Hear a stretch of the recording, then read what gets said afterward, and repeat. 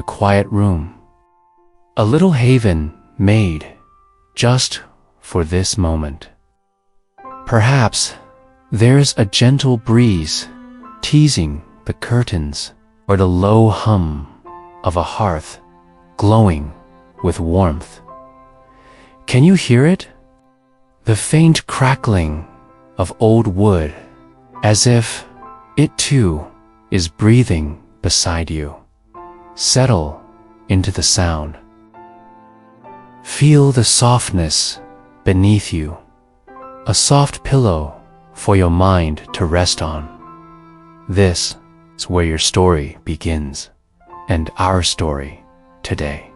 Set sail in a forgotten village, kissed by the mist of time, where stone whispers secrets and grief molds beauty that outlives breath. This is the sculptor's revenge, a love carved in stone, the village of Vorel, where the mountains lean into the sky like old guardians watching over their own dreams. There lived a man named Elion. Elion was a sculptor, not just of form, but of feeling. He could look at a block of marble and see within it the trembling hand of a bride, the arch of a mother's sorrow, or the laughter of a child just learning to walk. But Elion rarely smiled. For many years, he had lived at the edge of the village, in a home that smelled of pine shavings, damp clay, and the ghosts of memory. And in that home stood his most beautiful work, a statue of a woman. Her hands were cupped as if catching falling rain. Her face tilted skyward in longing. Her hair, captured mid-movement, danced like river water over stone. She was made of white marble from the quarry beyond the hills, a stone so pure it glowed blue in moonlight. Her name was Lisara. But she wasn't just a sculpture. She had once been his wife. Elion had met Lisara when she wandered into the village many years ago, barefoot and laughing, carrying a sketchbook and a wildness that made the rivers blush. She was an artist too, but she didn't sculpt. She painted stories on anything she could find: leaves, bark, walls, her own arms. Color followed her like a shadow, and when she smiled, Elion felt as if the world made sense. They loved like the wind loves the forest, quiet at times, wild at others, but always there. Together, they built their life from scraps and sunlight. A cottage with windows that always stayed open, and a studio filled with dreams in progress. But life has its own way of chiseling us down. One winter, when the cold came too early and the snow buried the path home, Lisara fell ill. She faded like watercolor in the rain, and in her final breath, she whispered, "Do not let me disappear." Grief took Elion by the throat. For days, he sat in silence, hands shaking, staring at the tools that once brought form to feeling. And then he began to sculpt. He carved with a hunger, with agony, with memory bleeding from every chisel stroke. He didn't eat. He didn't sleep. The village watched from afar. They said he was mad. They said love had ruined him. But Elion was not sculpting for them. He was sculpting for a promise. Do not let me disappear. ... And so, he made her, Lysore, born in stone. It took months. Seasons changed. Birds left and returned. Children grew taller. But he didn't notice when he finally stepped back. He wept because there she was. Every curve, every strand of hair, every secret her smile once held, she was there. But also, she wasn't. The statue stood in the center of his studio, surrounded by silence. And in that silence, Elion changed. He stopped speaking to the villagers. He stopped creating ... except for one thing. Once a year, on the day Lysara died, he sculpted a new figure, holding a broken piece of something, a clock, a mask, a mirror. Each piece told a part of their story, and each one was placed around Lysara's statue like silent mourners. The villagers called it the circle of grief. They whispered that to enter his home was to walk into sorrow made solid, but no one dared go inside until ... One day ... a stranger arrived. Her name was Maren. She came on foot, dragging a weathered satchel behind her. Her boots worn from miles of unanswered questions. She was not from the village. She was a curator ... an art historian from the city. And she had come for the sculptor, not for his famalian, never sought that. But because in a dusty gallery, Maren had seen a photo of the statue of Lysara, and it made her cry. She needed to know why. When she knocked, the door didn't open. Not right away, but Maren was patient. She left flowers on his doorstep, letters, sketches of his work with notes. Scribbled in the margins, "You remember grief like it was a language. Thank you. Your statue made me feel something I didn't know I'd buried." One rainy evening, ... The door creaked open. Inside, the air was thick with dust and silence, and Elion, older now, his hands calloused and eyes hollow, simply nodded. He let her in. Maren did not speak at first. She only looked at Lysara, at the circle of grief, at the cracked tools on the shelves, and then softly, ... She said, "You carved her so beautifully, ... I forgot she was stone." Elion's lips trembled, and for the first time in years, he told someone the story of Lysara, of love, of the final promise, and of the thing no one knew. That when he had finished the statue, he had buried something within it. Not ashes, not a letter, but a secret. Maren's breath caught. What secret? She whispered, Elion, turned away. She loved someone before me. The silence that followed was heavy. I found out the day she died. A letter she never sent. A name I didn't recognize.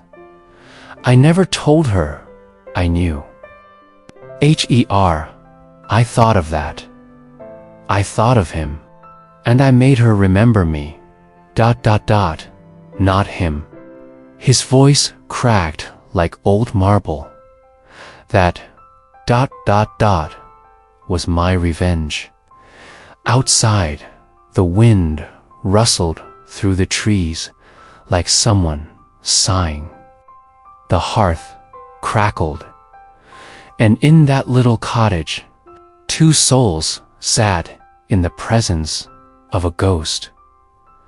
Not of Lysara, but of love, betrayed and redeemed by art. Maren placed her hand on the statue. "She's beautiful," she said, "but maybe it's time to let her rest." Elion closed his eyes. That night, he dreamed of Lysara dancing barefoot through snow that didn't burn, of laughter that didn't ache, of forgiveness carved not in stone, but in the act of letting go. And when he awoke, he began to sculpt again, not a statue, not a shrine, but something new. A breeze, a moment, a memory set free. Take a breath. Now, soft and slow. Let the story linger like a whisper in a marble hall. You're safe. You're still. The hearth is warm. And the wind has quieted. Sleep is near. And the stone remembers for the air is still like the breath between stars.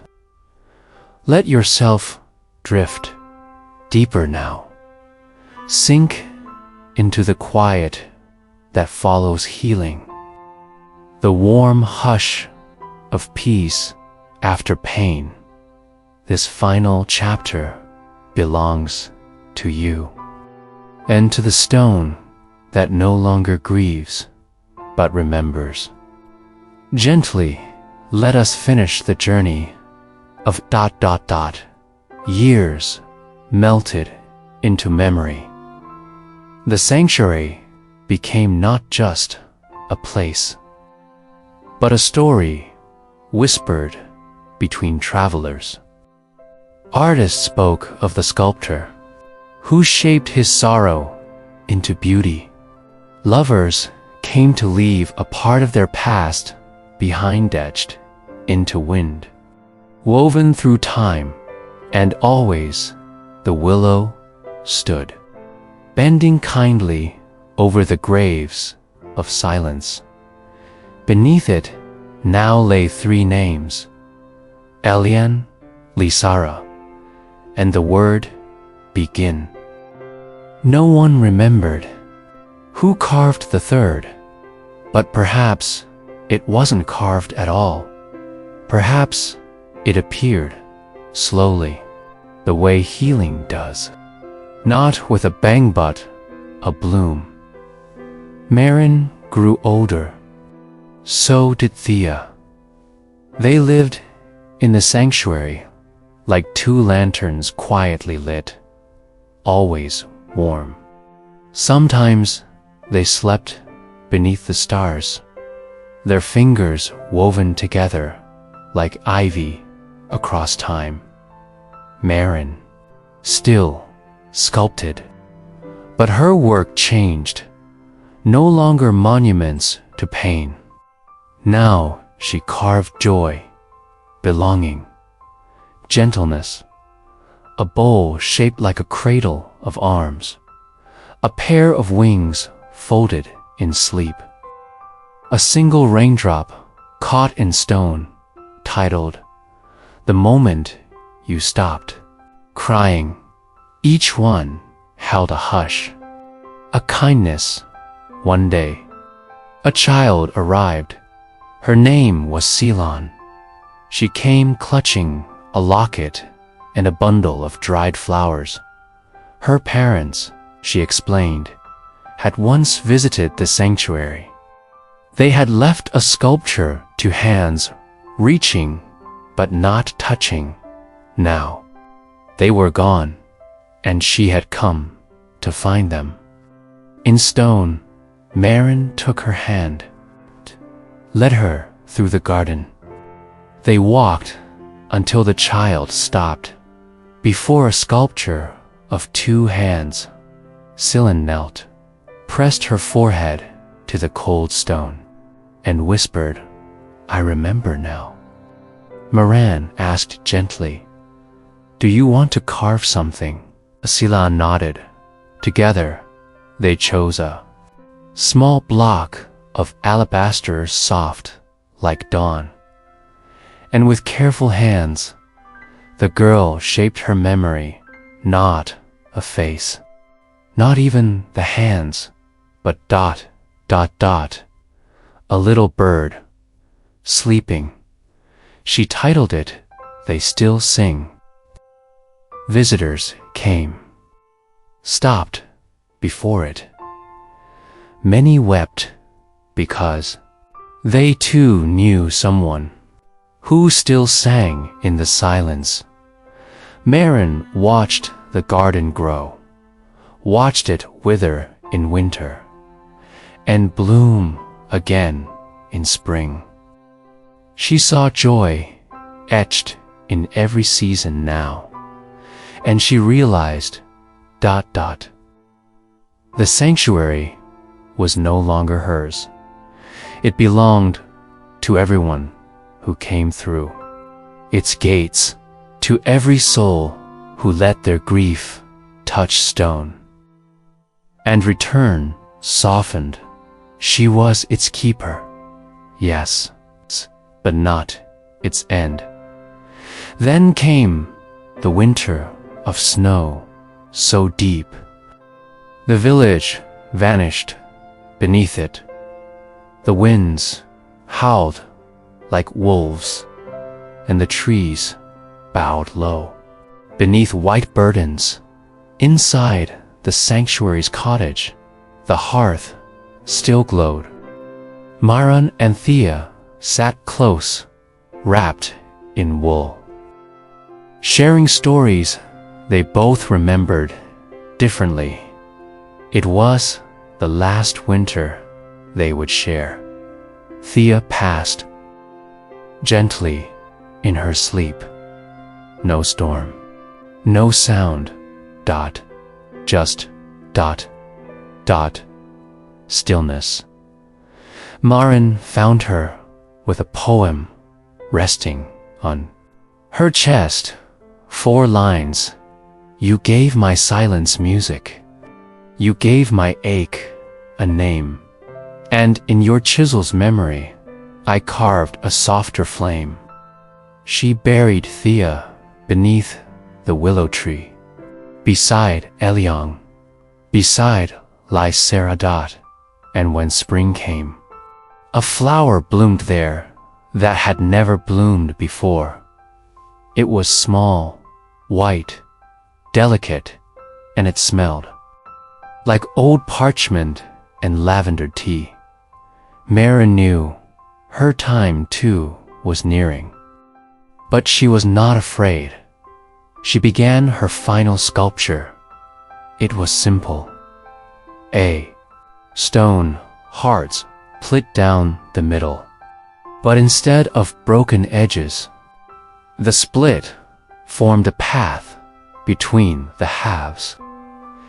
Tiny steps rose like a staircase leading out of sorrow, and at the top, 2 figures held hands, not crying, not reaching, just ... Walking together, she titled it The Way Through. When it was done, she rested, and one morning, beneath golden light, she slipped away, quiet as snow melting. The sanctuary, however, did not end, still end, now older.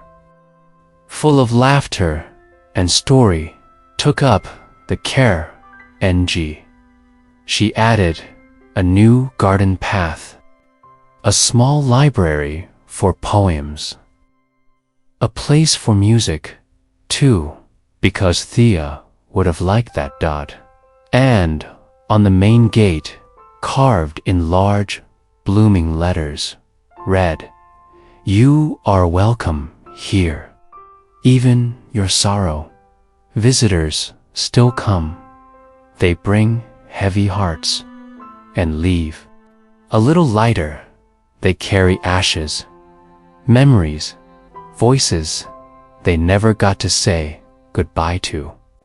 They carve tears and dreams and moments, and when they leave behind more than grief.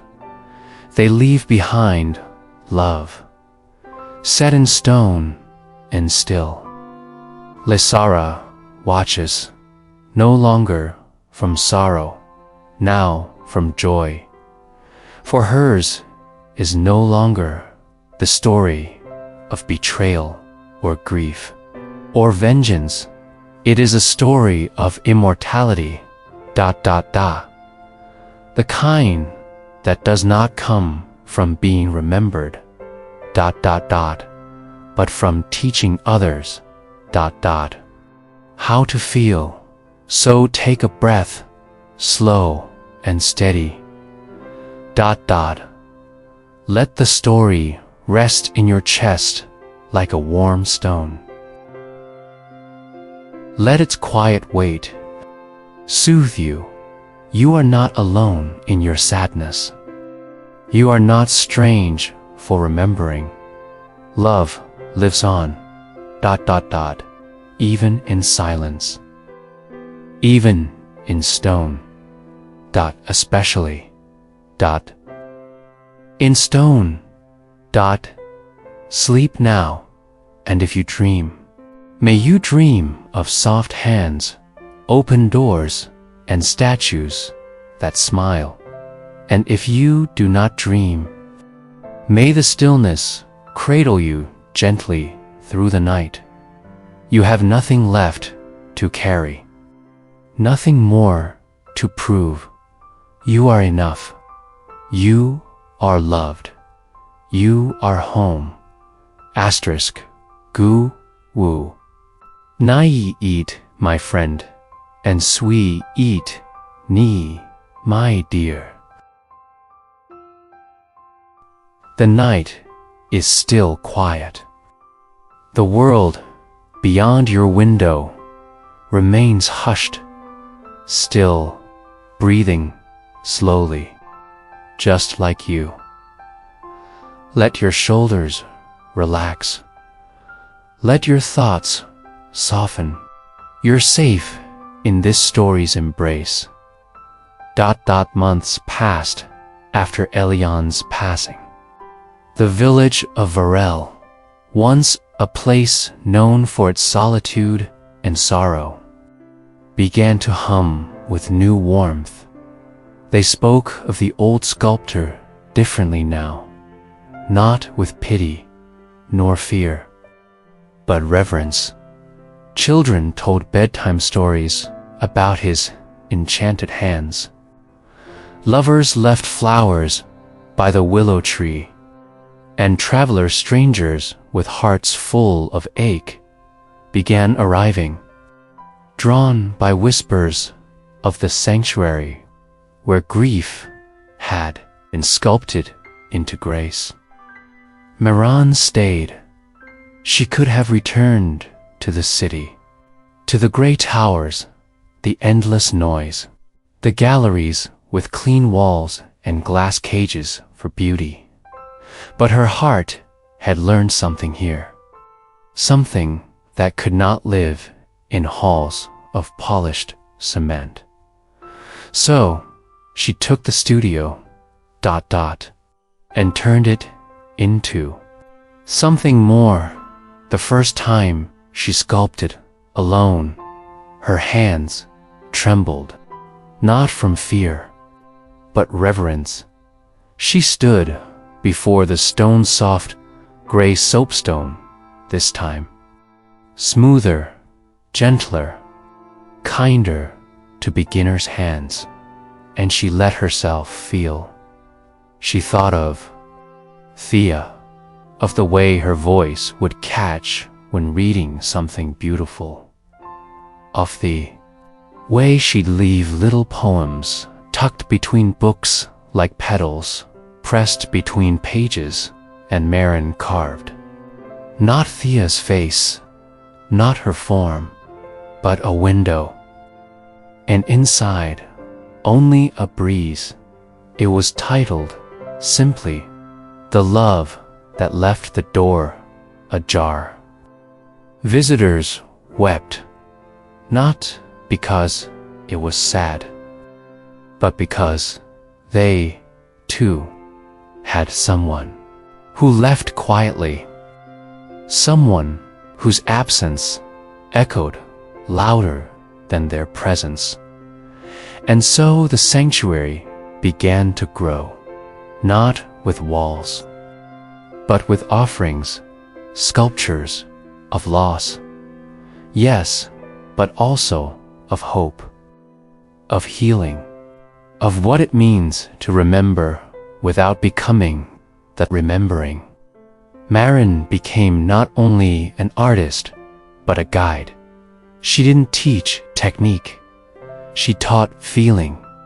She would say, "Let the stone hold what you can't." And people would. There was an old man who carved his daughter's lullaby into spirals. A young widow who sculpted waves that never stopped. A mother who lost her son and chiseled his tiny handprint into a stone cradle. Each piece was left in the garden around the willow tree, where the wind sang and petals fell like soft snow, and beneath every sculpture, a name, not of the artist, but of the one they remembered. One evening, Marin sat alone in the studio. The hearth glowed low. The tools were still. She was holding a small stone. Box Elion had left for her one. He asked not to be opened until the first frost after his death. The air had turned crisp. The first snow had dusted the windows. So, she opened it. Inside was a single sheet of parchment and a smooth, oval stone. On the paper, just 5 words: "You are not the echo." Marin held the stone in her palm, warm despite the cold, and understood that night. She dreamed of Elion. He was younger, smiling, carving nothing for once, just watching the sky, as if waiting for something not to arrive, but to return. When she awoke, there were tears on her cheeks, but they didn't sting. The next sculpture she made was unlike the others. It was not born of grief. It was joy, a burst of ribboned stone flowing, like laughter across the garden wall. She called it the first smile after. Visitors gathered around it in spring. Children traced its folds, Old men leaned against it and closed their eyes. One young girl whispered, "It feels like hope." And Marin, for the first time in years, felt that same hope blooming in her own chest. Then something unexpected happened among the visitors. A woman came, tall, with short hair and ink-stained fingers. Marin saw her, and her breath caught in her throat. Thea, older. Thea, older. Yes, tired, maybe, but unmistakably Thea. She stood before the love that left the door ajar and cried. Marin didn't rush to her. She didn't speak. She simply waited, and eventually Thea turned. Their eyes met, and in that silence, everything was said. They sat beneath the willow tree long after the sanctuary closed its doors for the night.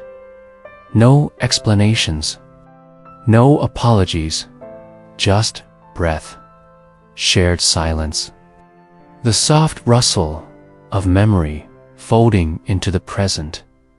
Thea reached out, touched Marin's hand. "I never stopped loving you," she whispered. Marin smiled softly. "Then maybe... we can start again." From that day on, Thea became part of the sanctuary. She didn't sculpt. She wrote little poems, epigraphs, tiny offerings tucked near sculptures. People began to search for her words among the stones like treasures in a sacred garden. One read, "Some love is not lost, only waiting to be carved." Another, "Grief does not steal joy, teaches us where to find it." Years passed, seasons circled. The willow tree grew wide and old, its branches heavy with time. The sanctuary became a legend. Travelers crossed oceans just to feel what lived between those stones. Some came to cry, some came to heal, some came not knowing why, and left knowing exactly what their hearts had needed. And always, Marin and Thea were there, not as guardians, not as teachers, to the quiet strength of letting go, to the softness that follows sorrow, to the stories that still needed carving. And somewhere in the middle of all that, the statue of Lisara still stood, not in sorrow, but in light. Her face no longer looked up in longing, but down toward the garden, as if watching the world bloom again, as if she had forgiven. Take another breath now. Feel the cool hush of evening wrap around you like a blanket. There is nothing left to carry, nothing more to remember tonight. The story has paused like a heartbeat at rest, and you can rest too. Of course, let's drift back into that quiet village where stone remembers and the past breathes through chisel marks. The fire still crackles softly. The world outside has slowed, just for you. Let the rhythm of your breath match the rhythm of the story. Let your eyes grow heavy, your limbs soft. We continue now, deeper into the tale of.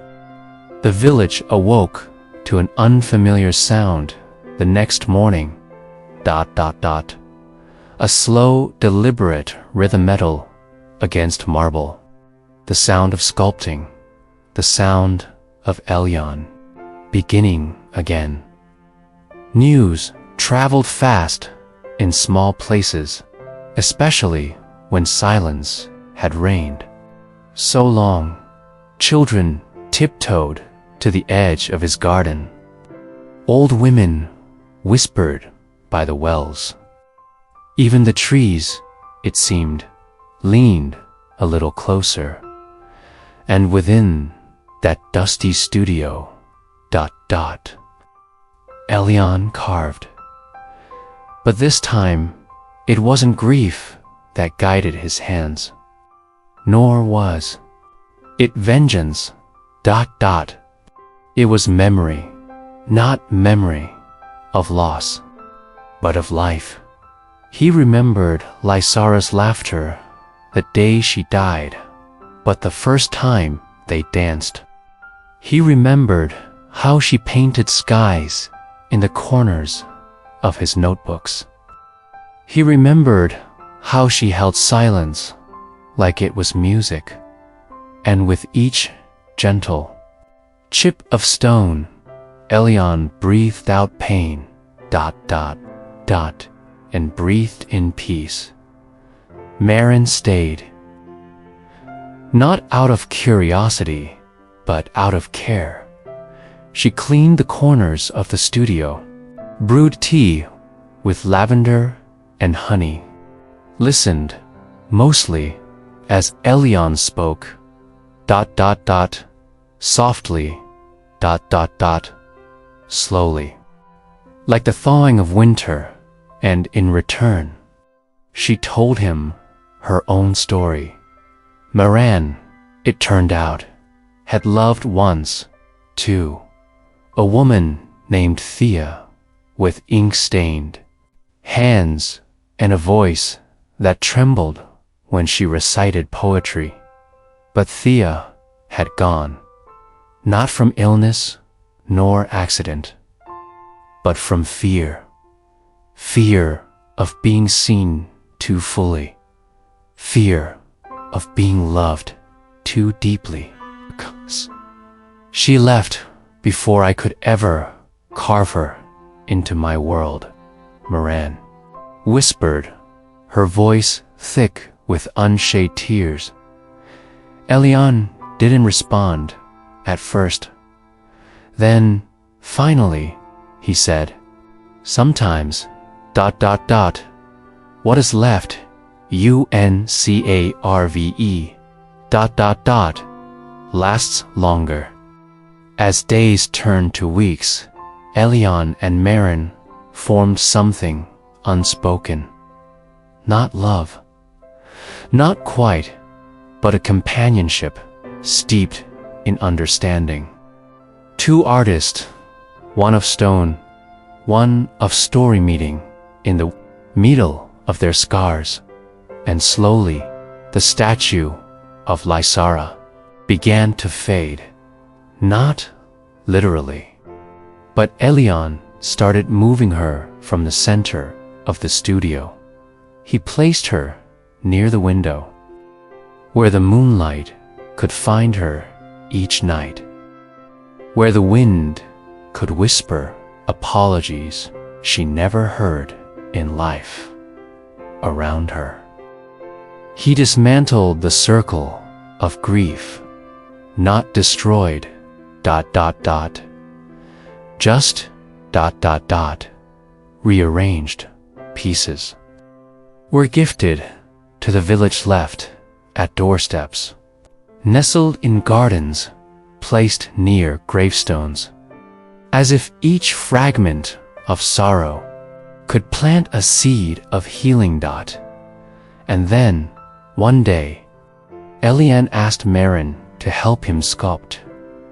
She froze. "I'm not a sculptor." "You are," he said, handing her a chisel. "You just haven't let yourself remember yet." Together, they stood before a new block of stone, rough, unformed, quietly waiting, and side by side, they began. What emerged was something neither expected, not a figure, not a person, but a shape that seemed to shift in the light, part archway, part wave, part unfolding. It had no name, only a feeling. And when the villagers saw it, they didn't ask what it was. They simply felt. They stood before it in silence. Some cried, some smiled. One child reached out to touch it, whispering, "It feels like someone came back, ... Elion called it the return. It was his final piece that night. As fireflies blinked like stars scattered through the garden, Elion sat beside Moran. "You were my last muse," he said softly. "And you were my first teacher," she replied. They didn't speak of what would come next. There was no need. Some stories don't end. They echo. Elion passed away quietly one autumn morning. The sun rose slow that day, as if reluctant to disturb his sleep.